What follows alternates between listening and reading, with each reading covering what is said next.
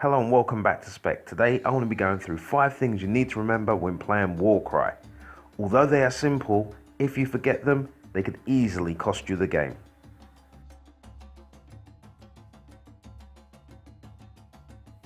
So let's start with not combining multiple actions while you move. On page 43 of the handbook, it actually highlights that you can combine movements. So a combination of jumping, moving and climbing. Quite often I see people first of all move into terrain and then spend an action just to climb. Now it depends upon your overall move ability, but technically you should be able to combine those all in one thing. It will help you to be more creative and have more fun. And also you can save an action.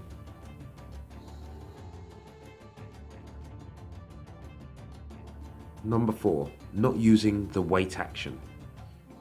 It's found on page 45. Now when it comes to wait actions, they can be very handy if you have a warband which is a smaller size than your opponent. Because even though you may have an action to move closer to them, you might not make it.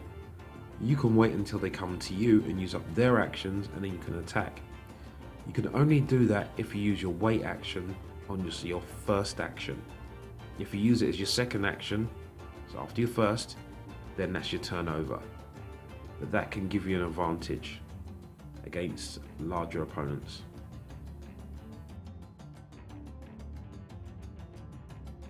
Number 3, you'll find this on page 50, people using the wrong rune mark. When you have special ability cards, each card has a set of rune marks which are on them. Quite often I see people spending the ability dice but then selecting the wrong ability for that character because only certain characters have certain abilities.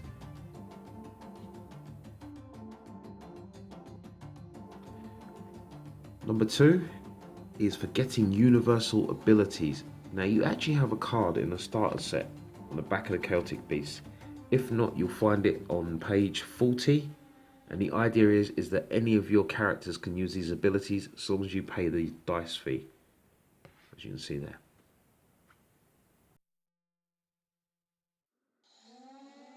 Number 1, desperate last stand. If your fighter is the last one left on the board from your warband, you can use multiple abilities when you normally only restrict it to one. Now this can be extremely game changing if this is your last figure and you're running up against maybe your opponent's last 2 and you're trying to wipe them off the board, because you might be able to get a respite going and maybe even a quick rampage.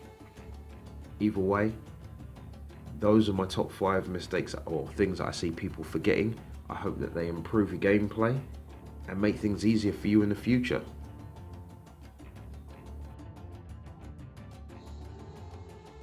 Here's a little extra bonus for those of you that are still here after the 5, because clearly I could count to 5, but still, it's the cover bonus. So on page 46, what you'll find is if your fighter is standing next to a piece of terrain, which is 1 inch high, and you're closer to it than your attacker, you gain +1 to your toughness. And that's really major if you consider that a warband like the Iron Golems have 1 or 2 less models than other warbands. If you're putting them next to a piece of terrain, that toughness 5 of a shield goes straight up to 6.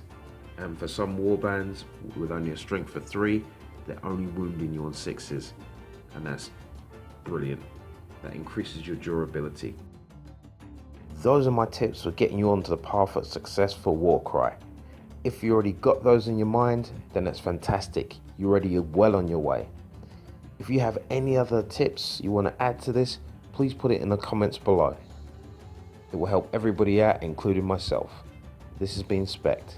PC out.